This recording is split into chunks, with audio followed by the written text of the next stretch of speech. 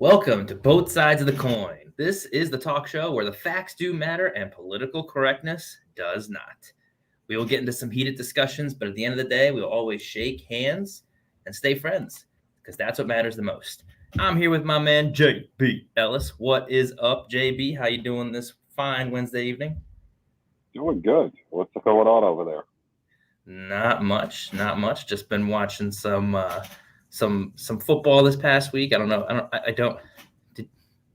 Did you catch that Cowboys game? I'm just curious because it was 43 to total domination. Did you catch that? Did you see it? Just curious. I mean, it was the Falcons, so I'm not really that impressed. But they were in the playoffs at the beginning of the week. They just beat the Saints on the road. They were in the 7th seed going into that week, and they got spanked all the way home. It was awesome. Yeah, it's the Falcons. It's nothing really to be too excited about. This week is going to be a game. I mean, you got the Chiefs. Yeah, game of the week. How do you feel about that game? So interesting you asked that. It's definitely, I think, a coin flip. I think the Cowboys defense is a little banged up right now. You have obviously DeMarcus Lawrence who's out, Randy Gregory's on the IR. Those are big pass rushing contributions that you don't have. Armstrong looked decent against the Falcons. And obviously standout Micah. I mean, how the heck he fell down to the Cowboys is still beyond. I think he might be the best player in the draft. He might be the best player, and he fell to them. And he's just – I hope the entire time all they do, put his hand in the ground and just rush Patrick Mahomes all day long. Because that offensive line for the Chiefs, average at best. Average at best. I actually think the Cowboys are going to win this game. I think the Chiefs are starting to play better football. I agree with you. But I just think that the Cowboys are just the better team today. I think at the end of the season, the Chiefs will be the better team. But is that what you're telling yourself to make yourself feel better, to say that you think the Cowboys are going to win this game? No. I think that that's what it sounds like. It sounds like you're reluctant to say it. You're hoping. No, caveat at the end of the year. The Chiefs have done it, 3 years in a row where they're there. The Cowboys disappoint year after year. This doesn't look like the same Cowboys team, though, but they haven't been tested yet. I don't know about that. I don't know if they haven't been tested yet. I mean, this is their test first to start it off. I mean, they responded well after the Bronco game. So far. It was the Falcons. But how can you not say that the Vikings win without having a quarterback and your defense steps up like that? That was a huge test. This was a great response from them this week. I was impressed with them showing up the way they did. The Falcons came into that game red hot. They won 3 of the last 4. They just went on the road and beat the Saints, and they were in the 7th seed. As of going into that week, they were in the 7th seed. They were in the playoffs. Right. So, I know it's the Falcons, but they were still hot. And forget about the Falcons. Their defense is putrid. I agree with you on that. But you can't disagree that their offense has been pretty good all year. Yeah, they're playing this. This is not the regular Falcons. They're playing better, but it's still the Falcons. If you're a Cowboy fan, you expect to win this game. They were not just a no-show offense. They've been putting up points. To get where you want to go, this isn't a test for you. You have to beat the Falcons. Not that it's a test. That's not my point. My point is the way that they won. They 3 points to the Falcons. They dominated. I'm not worried about the offense. The offense is going to put up points. That's not the question. The question on this team, even though they have answered it, is still the defense. That is still the question on this team. If they can get a middle-of-the-road defense to, 15 to number 10 type defense, that's a Super Bowl caliber team when you have the offense that they have. That's why the defense is the question. The fact that the defense won the game against the Vikings on the road on Monday night against a decent offense with no quarterback. No quarterback. That's a testament to their defense. Oh, their defense has stepped up this year. That's why it's not the same old Cowboys. But I still don't know if they're in the class of the Chiefs. But are the Chiefs in the class of the Chiefs right now? You know, that they're not the same team either. Speaking of which, why don't we get into our first topic here? NFL power rankings.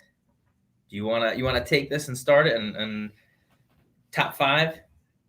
So I mean, this is tough because I had the Rams up top last week, and they just didn't show up this week. Didn't show up. That's mildly. That's an understatement. The Bills have looked horrible lately. They had a good win. Didn't they poop on the Jets? Or yeah. I mean, that doesn't get you any points in my book. So I don't disagree. Again, it's not that it doesn't get you points. It's the way that you win. Yeah. So I mean, I'm not too impressed with many teams right now. Looking at it, how can you not say you weren't at least impressed with the Cowboys' win last week? How can you not say that? Because again, it's the Falcons. I don't respect the Falcons. They could be a playoff team because there's 7 of them. 7 teams in the playoffs is too many. They're not a good team. Who have the Falcons beaten that was good? The Saints. Like I said, who have the Falcons beaten that were good? The Saints aren't a good team. They aren't now. They were when they beat them, though. Saints are not a good team. So it's going to go like this. This is how I think we're breaking it down. Okay. We got some changes. Tennessee is going to be number 1. Oh. Right now. They're the class of the AFC, followed by Green Bay. Which is horrible. The Cowboys 3rd. Oh my God! You can't do it, can you? You can't do it, can you? Oh my God! If you win this week, you get to be number 1. This is your week. It's like the college football playoffs. This means nothing. Then I got, then after that I'm going Cardinals and Rams 4-5. Ugh. How are the Cowboys ahead of the Cardinals? Easily. The Cardinals have looked awful the last couple of weeks. I didn't ask that question. I agree with you. No, Alex is chiming in on the side. I mean, I didn't. You can't lose to Carolina the way they lost. Ugh, that's just bad. 34-10 to Carolina. Carolina's been horrible. Unimpressive. You can't expect to be the best team in the NFC and lose to Carolina 34-10. I don't know. I don't know how. Listen. Are you going to say the Cowboys are number 1? That's all I want to know. What do you think? Of course they're number 1. Tennessee without Derrick Henry. Of course. Keep going out and winning. Keep going out and winning. Of course Cowboys are number 1 right now. How can you say not number 1 right now? You're gonna put the Packers at number 1 right now? I don't see how you put the Packers at number 1. No, not the Packers. Tennessee. First of all, they just lost Aaron Jones. But second of all, their offense is, even though it's Aaron Rodgers, it's really been average. It's Tennessee 1 and then Green Bay 2. No, I don't think Green Bay's the best team in the NFC right now. I just don't. I don't put them there. I think that they've scored 24, 25 points. Their offense is a middling offense. Bakhtiari coming back should help them. But their offense is not the same type of team. Their defense has stepped up, but I still think that's questionable too. I don't know how, especially if and when the Cowboys beat the Chiefs. They'll clearly be number 1. Keyword is if. If they win, putting them in they catapult to number 1. I'm putting them in number 1. Right There's no question. They have to beat the Chiefs first. I'm putting them in number 1. I think they're better than the Packers. I think that the Packers are okay. But the Cowboys' offense is what puts them above the Packers. They have the best offense in football. They don't have their tackle right now. Who's better offense? I'm thinking. I would say that's a tough question. I think they have the most complete offense in football. They're the best offense in football by far. I don't know about by far, but they're the most complete offense. Who's number two? Number two's tough. You have a couple that come to mind: the Chiefs, the Bills. Rams are not a better offense. Matthew Stafford, look what he did yesterday against a hapless San Francisco team. The Rams are a better offense now. No way. They can't run the football like the Cowboys can. The Cowboys are definitely the most complete offense. The Cardinals' problem is they don't have Kyler Murray right now. That's the problem. How are you going to put them ahead when they don't have Kyler Murray? To your argument, you have overall well-rounded. You have the best quarterback running back combination with the best receivers and the most complete offensive line. So that means the best in football. I'm not disagreeing. They have the most complete offense. Are they the best offense? I think when the Chiefs are firing, the Chiefs offense because of Mahomes the Chiefs is the best offense. They can't run the football because their offensive line is just okay. Right. That's the key. It's when Mahomes is firing, they are the best offense. When they're not, which has happened a few times this year. It will be interesting. The Cowboys. It'll be interesting to see Clyde Edwards is coming back. So it'll be interesting to see what type of impact he has. But let me go through my list. So I'm taking into account Derrick Henry not being there, because if Derrick Henry was there, I would put the Titans number one. But I think taking him out, I can't put the Titans number one. I just can't. And I always say when you do power rankings, you have to evaluate most of your weight on what has them there, but you have to have some projection of moving forward, right? It's a combination of the two, but more weight on how you've done so far. Okay. So that's why I think Cowboys are number one. I think that especially after that win in just total beatdown of Atlanta, total beatdown. The offense is clicking. Dak, that week off, and Denver, really, you could tell Dak was off after not playing for 2 weeks, coming off the injury. You can tell he was off. So I think you got to look forward a little bit from that one. And I think it was a bad matchup too. I think Denver's defense is actually pretty decent. So I'm impressed. I will say I'm impressed with the way they responded to not showing up the week before against Denver, because they just didn't show up when they played Denver the week before. So when you respond like that, that says a lot about who you are as a team. So I'm going to put them number one. I'm going to put Packers number two, just because their defense has stepped up in a few games now, and their defense looks a lot better. The question I still have is that offense, especially with no Aaron Jones, who are they? I mean, how many times have they scored 30 points this year? I don't know if it's been once. I don't know. What they've seemed to do is start off slow every game, and you can't score 30 points if you're not scoring early. Right. And Aaron Rodgers just finds a way to win, which is fine. That's why they're number two, but they're just not the same explosive offense that they used to be. No. 3 is tough because Kyler is out. I'm going to put the Titans in 3 because I think that the Titans have done more to prove themselves without Henry. And I think the Titans, I just think that you have to put this with the way they won against the Saints. You got to put them at 3. I think the Cardinals, out of all of them, are the most interesting team to see where they land, because Kyler hasn't played for 2 weeks and they're 1-1. So is he going to play this week? If he doesn't, do they win? Do they lose? I think he's clearly a huge factor. And then 5 is also tough. I think because the Rams beat them, you have to stick the Rams there. But their defense all of a sudden looks a little shaky. You know, Aaron Donald is there, Jalen Ramsey is there, but who else do they have? Who's going to step up? I mean, giving 31 points up to Jimmy G and the 49ers, I know there was interceptions and things like that, but pick your guy up, you know? Like, I think it just everything is on Matt Stafford. I think it proves it. This is the game that proved everything is going to be on Matt Stafford. And if the issue is, he's not the guy that's going to get it done. He's not. That's what I'm saying.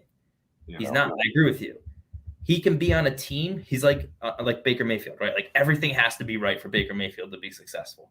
You have to have a good offensive line, good wide receivers, good defense. He can manage the game. And I think Stafford is a better quarterback than Baker. But I just don't see him getting it done under the lights. I just don't. No. He'll find a way to lose them games. If they're in a close game when it matters, I don't want Matthew Stafford as my quarterback. I don't care what anybody says. I've had this argument on Sideline Sports week after week, and I agree with there's you. nothing you can tell me. His time in Detroit, he's thrown countless interceptions in the fourth quarter. You know, I agree. I would take Dak, Rodgers, Kyler, maybe even Tannehill all over him. So, in any event, it's enough time on that. Why don't we move on to the topic I know I've been waiting to talk about.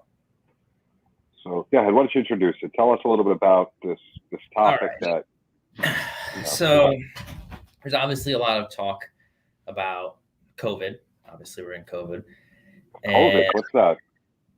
I don't know. You tell me. Some strange virus that shuts the world down, opens it up. There's variants, there's vaccines. There's all sorts of crazy stuff.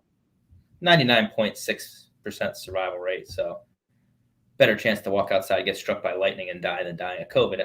At least our age. But, you know, who's talking? 24 would still suck. The regular flu had a bigger chance than that. Did we shut the world down? I don't know. I mean, I do know. The Count had the flu, and my cousin Vinny, didn't it? Seems like what movie was it? But go ahead. Anyway, so I have a major bone to pick here. You know, Aaron Rodgers gave the impression, I guess you could say, that he was vaccinated, didn't follow protocol, and everybody is up in arms about it, right? He used to be the media darling. Now the media hates him. And I just, it bugs the crap out of me that literally the week before Devontae Adams tests positive for COVID. He's vaccinated, but he tests positive for COVID. The week after, Aaron Rodgers is not vaccinated, tests positive for COVID, and everybody flies off the handle. It makes no sense to me. So their argument is, well, he was around people not masked. Well, was he around vaccinated people that weren't masked?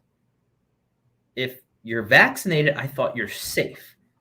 I don't understand this whole concept. Explain this concept to me. Do you go around asking people if they've been vaccinated from measles? So no, vaccinated. So you don't care, you're safe. Why do you care if you're vaccinated what other people do? So with the whole vaccination thing, you can still get COVID.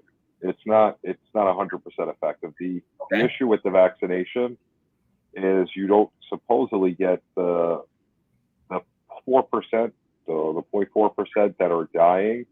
It drops way down to like 0.1. And I'm just making the numbers up off the top of my head, but I've read articles that it's a ridiculously lower amount, and you don't have the serious side effects. So I would generally agree with you that if you don't get a complication from the vaccine, generally speaking, you have less chance of hospitalization, less chance of dying if you catch COVID. But that doesn't answer my question. So what happens, though, with measles, you don't usually get measles when you're vaccinated. COVID, you still get, because the vaccine just doesn't seem to be as effective as other vaccines, for what I'm seeing. The hospitalization rate and death rate go significantly down to the point where it's almost zero. So If you're safe, why do you care what other people do? Explain that to me. Don't get it. So the reason being, and it's not a thing of the, you personally, it's for the system. Because once the system has too many people in the hospital and there's no ICU beds for people that aren't vaccinated, then when you have an issue and you need to go to the hospital, look what happened in Italy when they had their major outbreak back last year, and all their hospitals were full. So that's the reason why, there's a big thing, because when you get it, even though you're vaccinated, you still carry it. But if you're around people that are unvaccinated, you could cause lots of issues. That's the reason why it's cared about. So then let me ask you this question as a follow-up. When we were at peak COVID, did we have any issues with hospitalization? To be honest with you, I personally stopped paying attention to the COVID thing as much as I could. In terms of overstaffing or overfilling. We don't have that issue. I can't say that I've seen much of it from what I've seen, but, That you need to get the vaccine so that you keep the hospitalization rate, flatten the curve for 15 days. Checking my watch, it's been 2 years. So, right. But everybody's situation is different with that. People have different responsibilities for work. Where we were supposed to go, it's keeping it to sports, right? So the point is that he was around people that were vaccinated. And I would venture to guess, I'm going to make an assumption, right? I'm going to make an assumption that the people who were in the room with him that were not vaccinated were not afraid. Just going to make that assumption that it was most likely the people that were vaccinated that are afraid. So it just doesn't make any sense to me. I think this is all complete Twitter nonsense, just but afraid, looking for attention to try and create a story out of nothing. Davante Adams tested positive the week before. You're just as likely to catch it from him. He was vaccinated as Aaron Rodgers the week after. The issue with Aaron Rodgers, though, the media is so far to the left that they have to make an issue out of anything like this. That's the problem. You're missing the point, though. The issue isn't so much that, I know what you're going to say. He didn't follow protocol. Yeah. Okay, find him and move on. Why is this a story? What? Find him and move on. Find him 25. Aaron Rodgers. Find him 100. Okay, whatever. Find him and move on.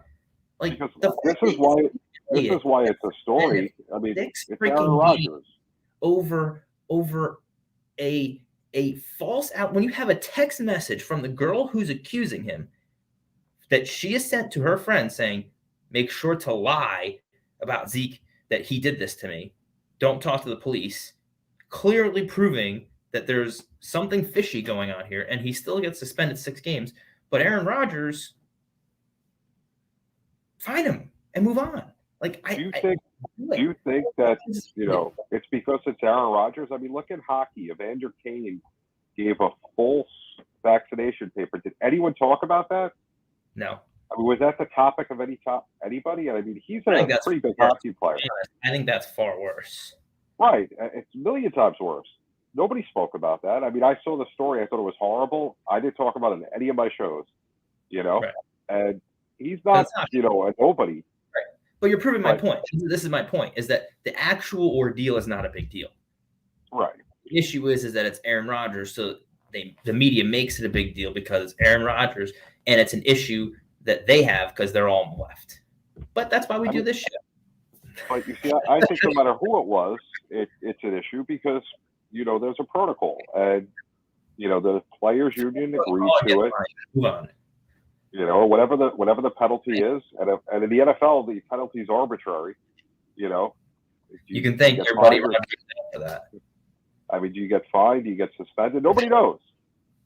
Nobody has any clue how it happens. We have a guy who is inactive every week in Houston. We don't know what's going to happen with him. He's not suspended. Zeke, like you said, is just I can't believe that has had no resolution. Well, that's because Houston has him suspended, so nobody talks about him. The only time he got spoken about was the trade deadline. Now, who talks about Watson? Nobody. This is why I actually think he did it. Because if he didn't, if you're him and you didn't do this, wouldn't you be like, I'll pay you, whatever, I didn't do this? Like, wouldn't you be loud and as obnoxious as you can because you just want to play football? I would be. If I didn't do this and railroad it by 20-some girls saying and making this stuff up, I would be yelling to the hills. I have nothing to lose. I didn't do it. I think he did it. He's getting paid, right? So it comes down to either did it or he did something that's clearly out of line. There's skeletons in this closet. There's no doubt in my mind. There's skeletons. If this was all made up for money, one of them would have been bought off by now and said, yep, we made it up. The fact that it's gone on this long and none of them have, I'm telling you. Yeah, I'm so lost how he's just been allowed to sit on the sideline, not have any problems. Nobody's up in arms. There's no talk from the media how they haven't decided. It just doesn't make any sense. In any event, why don't we move on to our next subject? Odell Beckham. I'm not going to spend too much time on here. The last football topic I wanted to talk about, but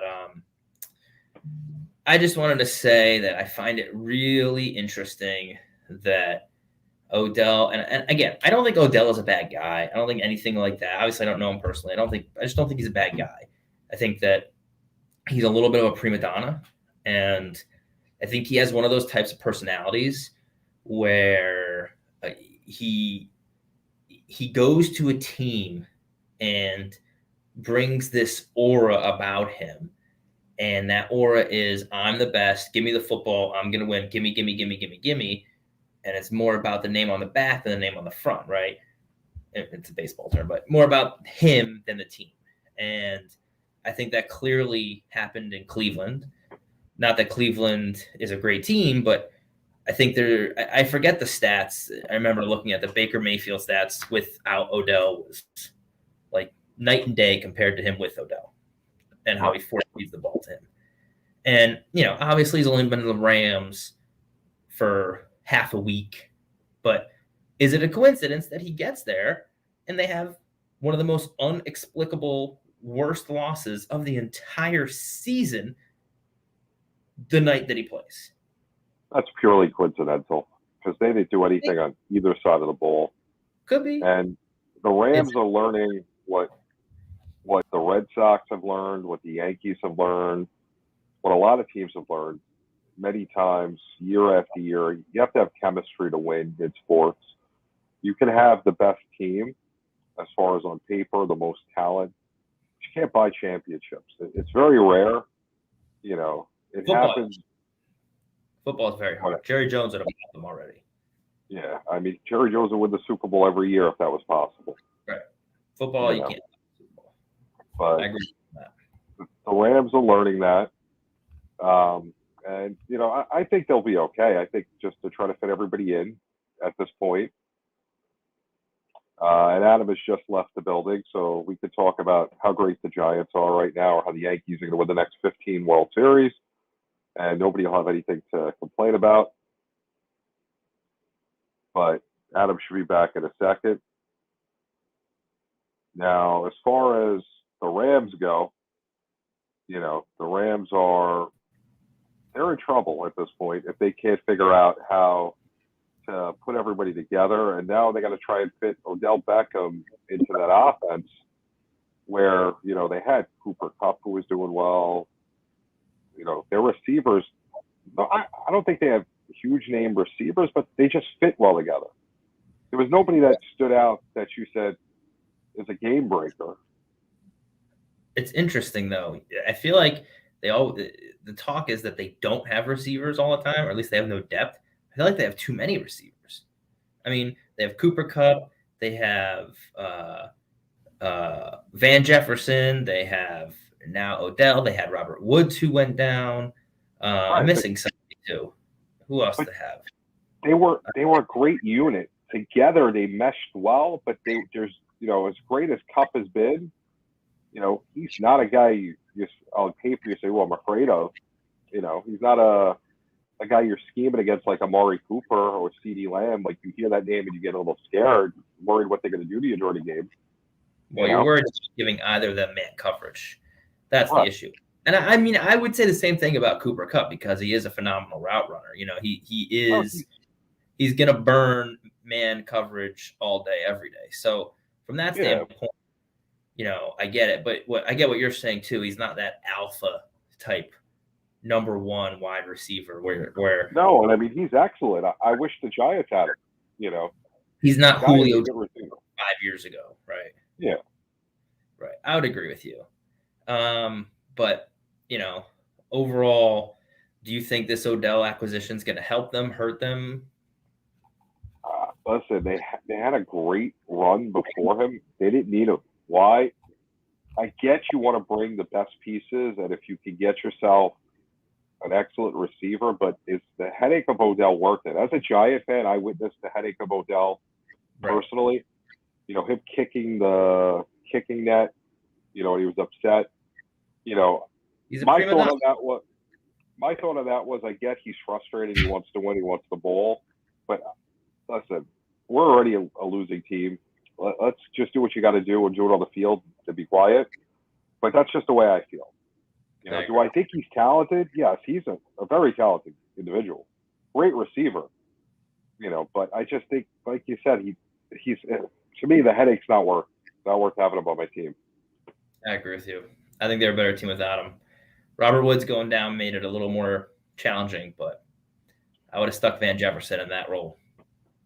What my curiosity is, though, how his relationship with Jarvis Landry is right now, because they were really great friends when he went to Cleveland. That was a big thing for him. Right. They played together at LSU. They, almost like brothers. I'm curious how their relationship is that with what happened with his family on social media, that him leaving. That's the story I'd like to find out. You're not because I know you're not. And Landry is completely opposite personality wise, at least publicly. He just goes out and does what he has to do, puts up numbers, and great receiver. But it's interesting. With that, why don't you move us on to one of our final two topics? Go from football to basketball. You're the basketball guy, so why don't you take it away? Let's talk about this whole NBA rule change and how it's affecting my Brooklyn Nets. So James Harden, who used to go to the line like every 2 seconds, he'd have that horrible leg kick. And it's so weird still saying that James Harden is a Brooklyn Net. That just doesn't seem right. But that's another example of how you can't buy a championship. I agree. So he'd be going to the line 20 times a game, basically, with his leg kick and, shooting. Now he's having a hard time hitting shots. His points per game is down. He had 20 points tonight in the win against Cleveland. He's just doesn't look the same. They don't have Kyrie, who's not vaccinated, legally can't play in New York City, and the Nets decided that we don't want him. We spoke about that before we started our show a couple of weeks ago, and that's another topic that I think. Yeah, it was. That's a topic that could take days on how it is. But as far as Harden, there's a problem there. He's got to adjust to the new rules. And the only thing I could think that kind of compares to this, if you look at the NFL, the way that the rules changed with the targeting and the personal foul on the roughing the passer calls. I mean, granted, it's a different sport and the stats are different, but you have to totally change your game the way those calls are. There was a couple of plays this weekend, and I forgot which game I was watching when I saw it. Perfectly legal tackle. Had it been any of the other 10 guys on offense, there's no call whatsoever.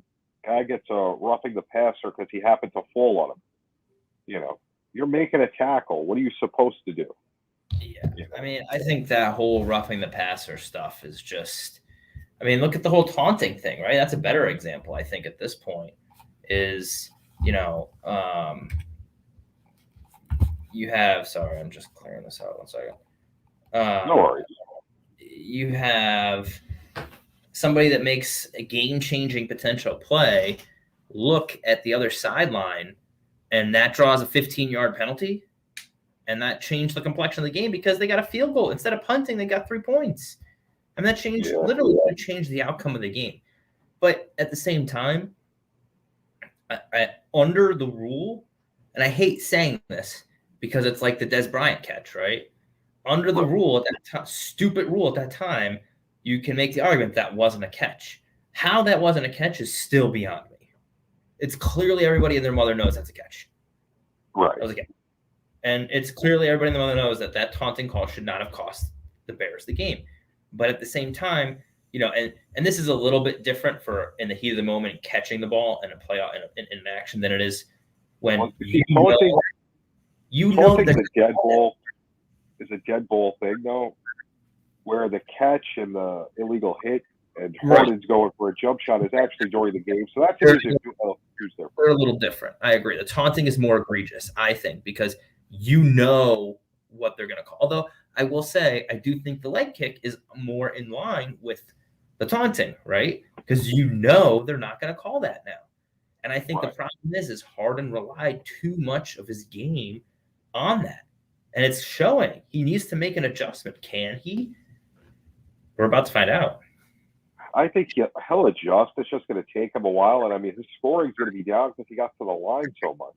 I mean, when you score 10 points a game on free throws, and now that's going to be cut down more and more. Was it 10 points?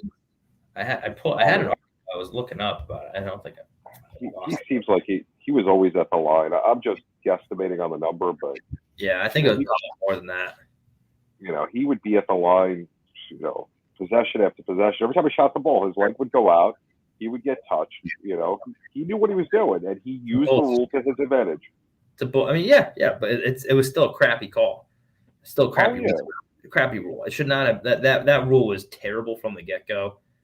It didn't impact the play at all. It was an incentive for these guys to abuse the rule, and I'm glad they changed it. I think they should have changed it. But you know what? Is it really abusing the rule if you're following the rule? He just used it to his advantage. That's what a competitor does. A competitor does legally what you're allowed to do. But I'm saying it's clearly not in the spirit of the rule. So the league needed to make a change, and I'm glad that they did. That's more of what I'm saying. Without a doubt, the NBA did the right thing with that. They had to because it was stupid. It wasn't basketball, No, it wasn't the spirit, and I'm glad they made the change. It's just how are the Nets? They came in preseason favorites. They are gonna win, and they've looked almost as bad as the Lakers. I don't know if they looked as bad as the Lakers. They're not looking great. They're looking like a mid-pack team, and I think Harden's going to take some time. Lakers, I don't know. Harden's going to take some time. He has to adjust his game. He's got to learn how to shoot without the leg kick going forward. He's got to learn how to, figure out where he can produce, how he can get to the line a little bit more. The Nets have to learn how they can win without their third part of the big three. Losing Kyrie, who's he doesn't play defense, but offensively, he's 25. So they got to learn how to play without him. Not that they had all three of them last year throughout the year, but if Harden or Durant was out, you had Kyrie, or vice versa. Now you're down to two, so it's a big difference. So they're in a bad spot right now, but the East is tough. A lot of teams in the East are playing good basketball. The Wizards are playing well. The Bucks look awful, and they just came off the championship. Yeah, but Chris Middleton's been out for a while. He hasn't been right. I think he'll get back to his game. Once him and Giannis are back, they'll be fine. They'll be there at the end of the year again.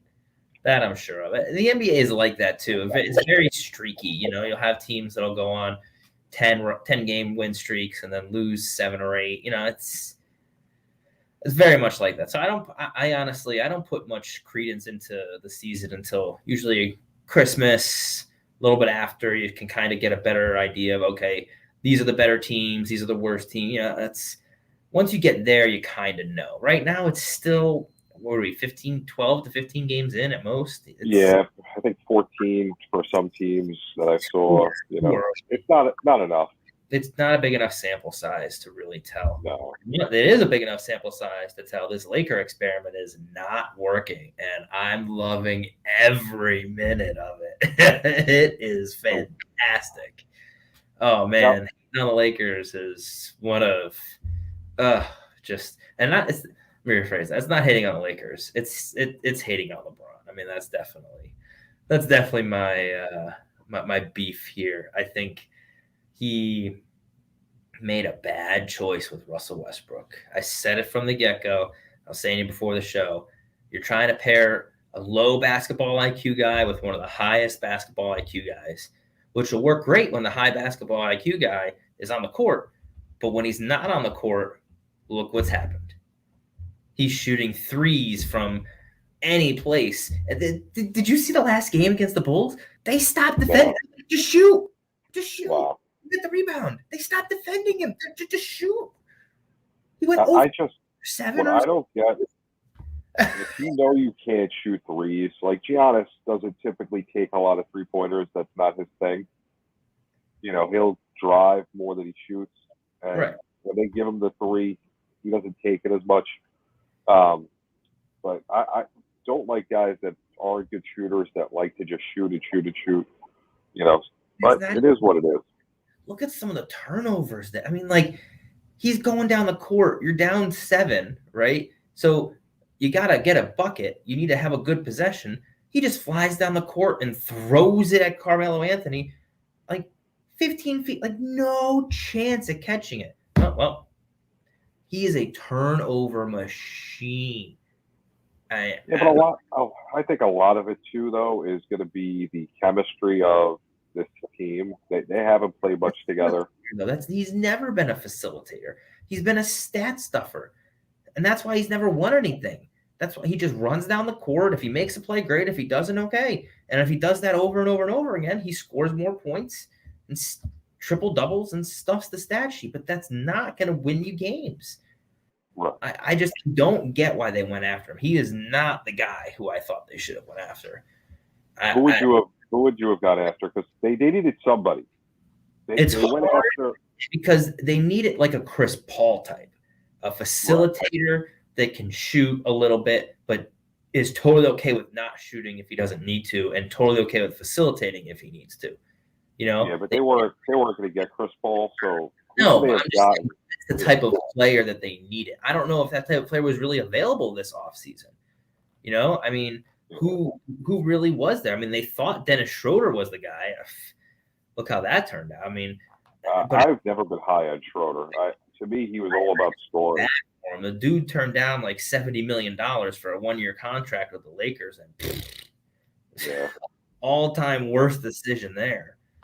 But I don't know who. We can look up the free agents this year. Free agents, NBA, was that 2020? Yeah. They're really, off the top of my, I don't think it was a bad move getting Westbrook. It was better than what was out there. I don't think that hurt them. I think the issue is LeBron is hurt. They have to build chemistry. It's tough when you bring in a bunch of new guys. I honestly think they were really trying to get Giannis. Giannis wasn't moving. And just whiffed on him, right? They got Carmelo has been a good pickup, but he's not obviously who you're looking for.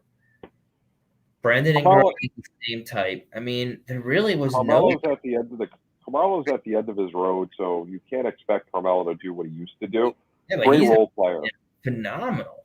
Oh, yeah. Listen, he's got talent. Guy is a great player, but, he's not the same Carmelo of 10 years ago, And you can't expect him to be right now, but that's what he's doing, and he's good at it. I don't see anybody. I think that's the problem. I just don't. That's why you get Westbrook, and they took a shot. I think Dame would have been a better fit. They weren't going to be able to get Dame, though.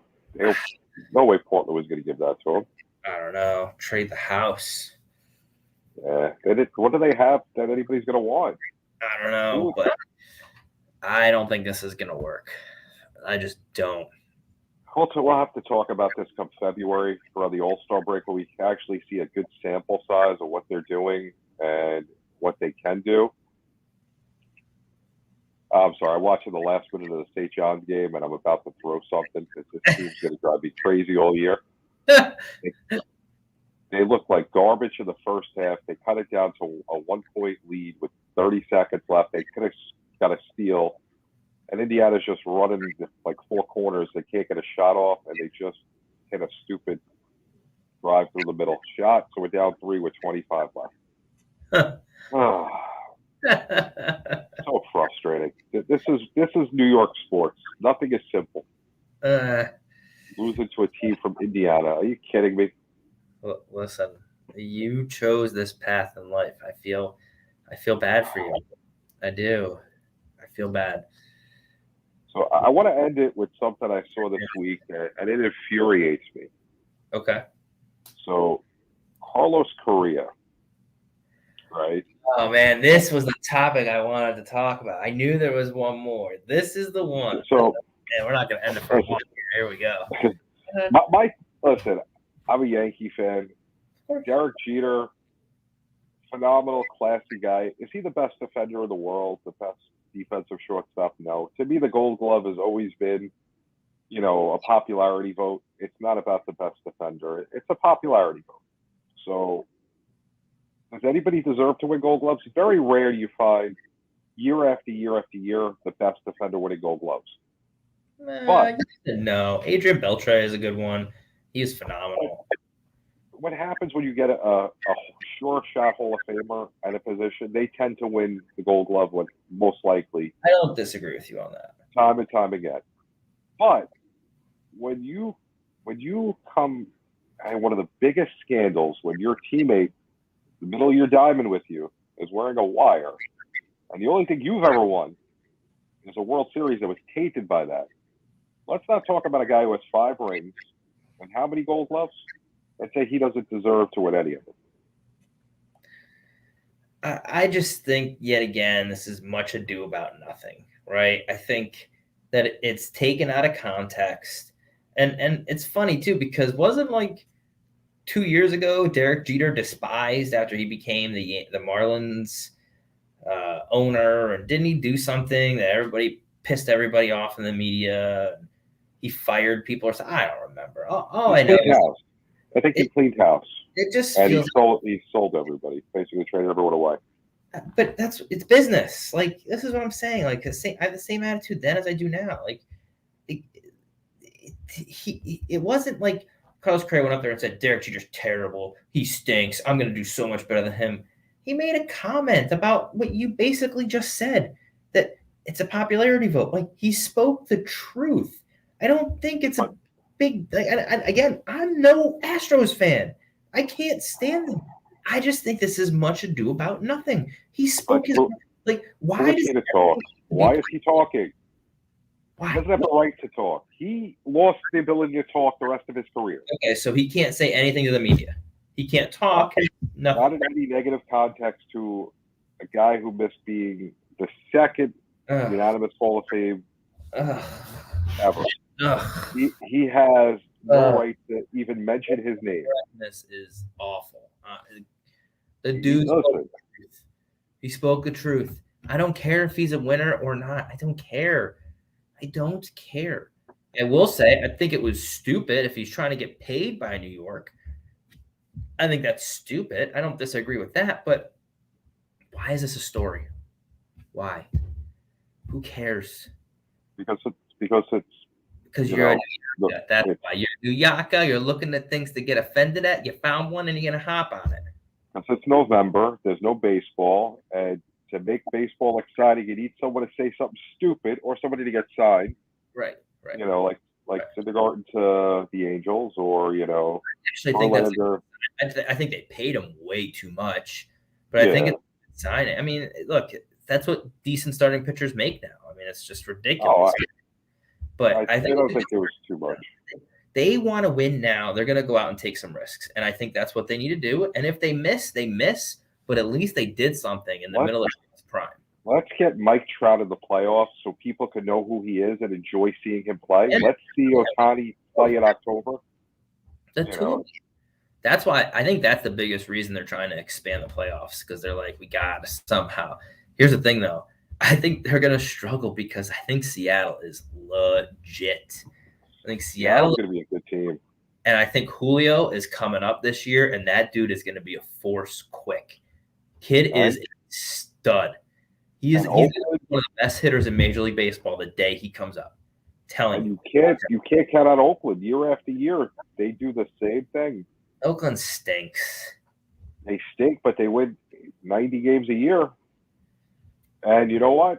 In baseball, 90 games puts you in the hunt. Yeah, they'll be in the hunt for best team to never win a World Series. It's not about it, but they're going to be a thorn in the side of the Angels if that keeps happening. So yeah, look at the Bills from the 90s. How'd that work out? Listen, Carlos Correa. Let's stop talking. That's how it worked out right there. Yeah. Carlos Correa needs to stop talking. That's all I'm saying. That was a really good topic switch right there. You don't want to talk about it. Carlos Correa. Another New York team right there. I think we should send Korea to the Korean League. I think it'll work out well. I think here's the thing. I honestly, at this point, I care less about Correa. I care less about Bregman. I care less about those guys because I think they did what a lot of other guys did at this point. I think a lot of guys were doing the tape stuff and whatever, even the trash can type stuff. I like. Does it need to get stopped? Yeah. Is it end of world? No. But the wire to me is what goes so far over the line. Yet again, there is a big difference between being in the batter's box and hearing two clangs on a trash can amidst all the noise of a crowd and knowing right as the pitcher is in his motion that a fastball is coming versus when you're standing outside the box, just getting in. As soon as they take the sign, you get a beep, beep. You know before you're starting your approach what the pitch is. And you're strictly focusing on location at that point. Second is a significant difference. You don't think that any other person wore a wire besides Altuve? Oh, maybe they did. I don't know. I don't know. They very well could have. But again, I blame Major League Baseball for this. What did they lose by? They lost by 2. Horrible last possession. I just see your notes. Horrible. There we go. Wow. It's going to be a long year. It's exciting. Well, the good thing is the next big team we play is Kansas, which that's going to be fun. Anyway, stop talking about crappy college basketball team. Get back to college basketball. Best sport in America, college basketball team, not the sport. Team. St. John's, one of the most historic teams in NCAA history. In all of NCAA history in New York City. Got it. Falls like one team. In any event, they could have worn a wire. I blame the MLB entirely for that. I think they botched the entire investigation. They side it with the players and blame the managers, which I think is totally wrong. I think everybody was equally culpable. And instead of finding the root, instead of finding who was wearing wires, they were afraid to challenge the Players Association and just went after the managers. And I think it just proves the commissioner, even in baseball, is terrible.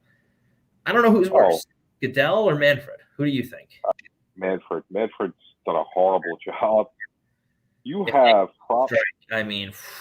listen, right now, baseball has some of the best young stars I've seen in my lifetime. I agree. I do this all the time. They have so much. Tatis, Guerrero. Those are the two of the best young stars, and that's just there are teams that nobody cares about. Yeah. Easy to promote. We can go on. There's so many young baseball players that are fun to watch right now. MLB does nothing to market them. The home run derby was good this year. But I agree with you for the most part. They really need to figure out a way to market. Once they ever do that, it's just bad. I mean, that's where the NBA and the NFL kill. It's their marketing. And you know how hard it is in football to market. Guys wear a helmet. You don't know what a person looks like, what a player looks like. So to be able to market, and we know what Mahomes looks like. We know. Football is easy because they just have such. I mean, football, they fall out of a boat and they're gonna make money. Like no matter what they do, they're making money at this point. It has just got the following. I mean, and that's what it comes down to. Basketball and basketball did itself, and we can make this a topic. Basketball did itself no benefit by doing the whole social justice thing. I mean, that ruined their ratings. I mean, look at the finals from that year. The least watched finals by far in a way. And then this year, it's the Bucks and the Suns, two random small market franchises, and it was like 2 times the amount of ratings as the previous year with LeBron. So but also you're talking about out of market. You got to be smart. Out of market finals in a bubble, I don't know. It's hard to compare that finals just in that respect to anything else. LeBron James on the Lakers in his first Lakers finals. First year he's on, like, what? Still hard because you're talking about a long time a year. You're talking about a bubble playoffs. I agree with you. I think the bubble made it more exciting. The bubble is what reignited basketball. All these games like NCAA tournament time. See, to me, the bubble was a con because you had a team that went undefeated until they make the playoffs. So what was the point? I don't know. I mean, how can you have Phoenix go 8-0 and just be like, okay, go home? In any event, I think that's going to conclude our time here today. JB, I always appreciate you. I appreciate our time. I know we had some heated discussions here, but, you'll always be my boy, true and true. Appreciate you. Listen, we do what we do, and, it's obvious the Cowboys are not number one right now. Win this week, you jump right up. You're just a giant Yankee hater, so all good. I take what you say with a grain of salt all the time. Yeah, Cowboys are good this year. Not number one yet. Yeah, they're number one. We appreciate you guys. We'll catch you in 2 weeks here at both sides of the coin. Stay safe. Have a happy Thanksgiving, everybody. Happy Thanksgiving. Exactly. Go Cowboys.